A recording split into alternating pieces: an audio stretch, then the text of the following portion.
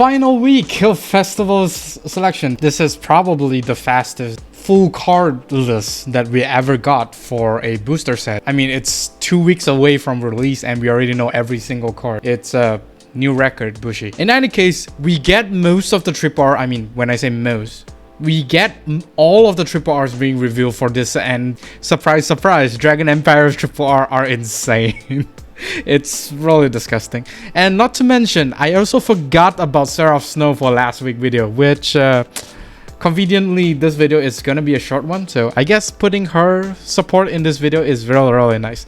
Let's take a look at the final batch of festival selection reveals. Now, of course, the first one is Dragon Empire Basagra support. Seal Blaze Dragon Aaushniya, whatever this card is called. It's a dragon with hair, basically. Auto, when this unit is placed on Vanguard Circle, perform all of the following according to arms of a Vanguard Circle. Right deity arms, this unit gets 10k power until the end of turn. Left deity arm, cost counterblast 1, choose a grade 1 or less card from your drop zone and call it to Rearguard Circle. This is basically a 20k beater and a grade 1 superior caller from the drop. If you have both the right deity arms and left deity arms on Basagra, but since when has that been an issue after DVD04? I mean, it's really easy nowadays. The only sad part is that this card is a grade 2. If this card is not a grade 2, then yeah, you're able to superior call this card from the drop zone, which will let you plus even more, but sadly it's not. It's a bit sad, but it would be really broken if that were to be the case. In any case, this card combos with Trick Moon. The second part of the skill is basically free because Trick Moon does give you counter charge whenever he appears on the Rearguard Circle. And what's more, Trick Moon himself is a beefy booster, so I guess it's a really disgusting combo if you put Trick Moon behind this card. Or even the Vanguard. Really nice, and you just get a lot of value out of these two combos. And of course, you're not limited to only superior call Trick Moon. You're able to superior call other grade ones that could potentially be your attack. For example, the one double R that we get for this set is a decent target to be called. It's a 13k attacker, but hey, it's got intercept, free 5k. But yeah, it's actually not too bad to use this card alongside Basagra. I guess you get to superior call 2 grade 1s or less from the drop zone. Dragon Empire turning into a Grand Blue. Very nice, Bushi. This is definitely the triple R that Basagra will want, and if you do main Basagra, go ahead and pick this up. This card is just insane. Next, of course, is the triple R for Nirvana, Blaze Maiden Amelia. Active Rearguard Circle. If you have a Vanguard with Nirvana in its card name and your opponent's Vanguard is grade 3 or greater, counterblast 1, put this unit into your soul, choose up to 1 unit card with Nirvana in its card name from your hand and write it as stand. If you wrote, you cannot write by card effects until the end of turn. So this is basically kinda eliminates the disadvantage of going second, especially for a grade 4 deck like Nirvana, because Maha Nirvana is much more powerful than the grade 3 Nirvana, so you are able to accelerate to that point, which is really nice. However, the downside to this card, you need to -2 from your hand in order to go from grade 3 to grade 4 on your third turn, because you need to call her out as well as ride that Maha Nirvana on from your hand to the Vanguard Circle. So that's 2 out of your hand just to accelerate to grade 4. On that thought, if you do decide to ride the grade 3 Nirvana on top of your grade 3 Nirvana Vanguard, the personal right does not trigger because you need normal right. Only then you get the personal right as per the rulings that has been set since the beginning of time. You need to normal right, only then you get the personal right skill. Otherwise, you get nothing. So what this means is that Bushiro is trying to tell you to basically ride from grade 2 to grade 4. You are able to somewhat use Maha Nirvana skill twice in one turn, but then you're gonna use 3 counterblasts in total, and not to mention you do lose quite a bit of hand size, but that's during the turn 4. Only then you're able to kinda use Maha Nirvana twice. But the problem here is that your opponent might not be 4 or less damage at that point. I don't think it might. I mean, it may, but yeah. In any case, it's still an option for you to trigger Maha Nirvana skill twice.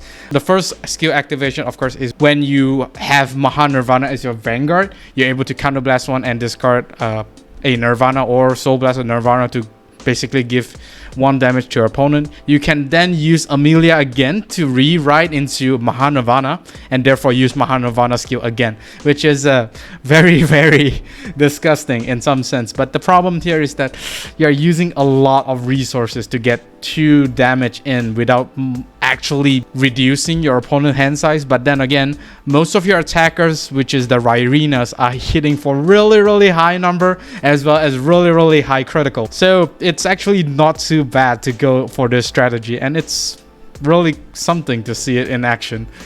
The resource usage right now, I mean, of course, every Nirvana player does know this, is that the resource, either be it your Counter Blast or your Soul Blast, is getting really heavy without the counter charge. I mean, they do give Virina Urger, but the problem here is that Virina Urger only works if your Vanguard is Grade 3 Nirvana.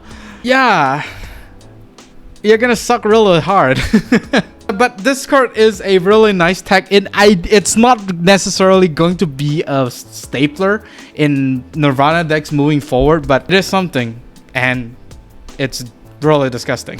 In any case, I don't think you need 4 pieces, but I think 1 or 2 should suffice. But who knows, in the future they may just give more counter charge to Nirvana decks, and yeah, smack 4 of this in.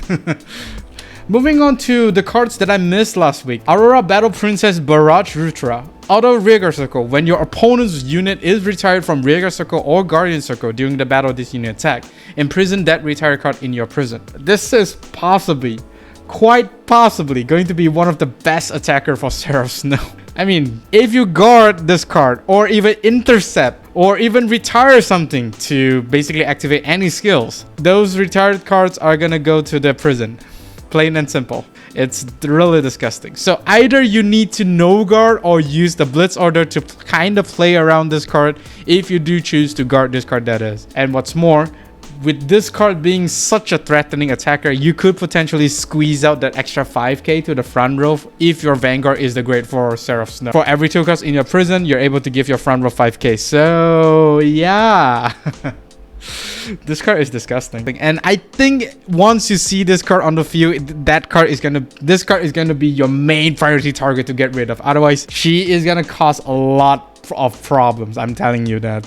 Yeah, retire her as soon as you see this card. Otherwise, you are in very.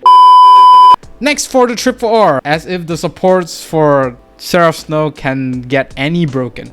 Aurora Battle Princess Launcher Charlene. Continuous Rearguard Circle. During the battle this unit attack, your opponent cannot call normal units to Guardian Circle nor play Blitz Order from their hand. Continuous Rearguard Circle. If 5 or less of your opponent's cards are imprisoned in your prison, this unit cannot attack. It's kind of broken. Automatic no guard if your hand does not have trigger units, because the only way to guard with anything from your hand is basically trigger units as well as intercept. But then intercept is basically 5k, and most probably your opponent is just gonna pump every single trigger that Seraph Snow gets to this card. And not only that, you still have the every 2 cards in the prison give your front row 5 power. So yeah, it's not going to be just a 5k guard or a 10k guard, or rather a 20k guard. It's gonna be a lot more than that. So this card is disgusting, and nobody is complaining about Seraph Snow getting OP support for some reason. If you do see this card alongside the other Trip Double R, you need to really plan ahead on how to guard. Otherwise, it's an automatic no guard for you. Or, you know, clear out your prison every single turn and basically have no resources to activate your skills.